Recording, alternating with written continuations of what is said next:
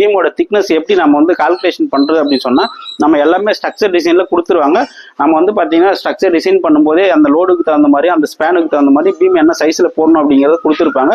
அப்படி வந்து அது அவங்க கட்டுறது கரெக்டு தானே அப்படின்னு நம்ம வந்து சப்போஸ் ஒரு வீட்டுக்காரங்களாம் நம்மளுக்கு வந்து ஸ்ட்ரக்சரல் டிராயிங் தெரிஞ்சிக்க முடியல, அவங்க போட்டிருக்க டெப்த் கரெக்டு தானே அப்படிங்கிறது வந்து பார்த்தீங்கன்னா தம்பு உள்ள ஒரு சிம்பிளான கால்குலேஷன் இருக்குது. என்ன அப்படின்னு பார்த்தோம்னா, இப்போ ஒரு உதாரணத்துக்கு இந்த ஓப்பன் வந்து எனக்கு 3 அடி இருக்குது. இப்போ இந்த 3 அடி ஓப்பன் அப்படின்னு சொன்னால் இதுக்கு வந்து பார்த்தீங்கன்னா 1 அடி லென்த்துக்கு நம்மளுக்கு வந்து பார்த்தீங்கன்னா மினிமம் 1 இன்ச் டெப்த் இருக்கணும். காங்கிரீட் திக்னஸ் வந்து 1 இன்ச் இருக்கணும். அப்போ தான் வந்து அந்த ஓப்பனுக்கு மேலே நம்ம போடுற காங்கிரீட் வந்து லோடு கரெக்டாக டைவர்ட் பண்ணும் அப்படிங்கிறதா கான்செப்ட். அதனால தான் வந்து பார்த்தீங்கன்னா இந்த மாதிரி ஒரு 3 to 4 அடி இருக்கிற ஓப்பனுக்கு எல்லாமே வந்து பார்த்தீங்கன்னா மினிமம் 6 இன்ச் திக்னஸ்க்கு வந்து லிண்டல் காங்கிரீட் போடுவாங்க.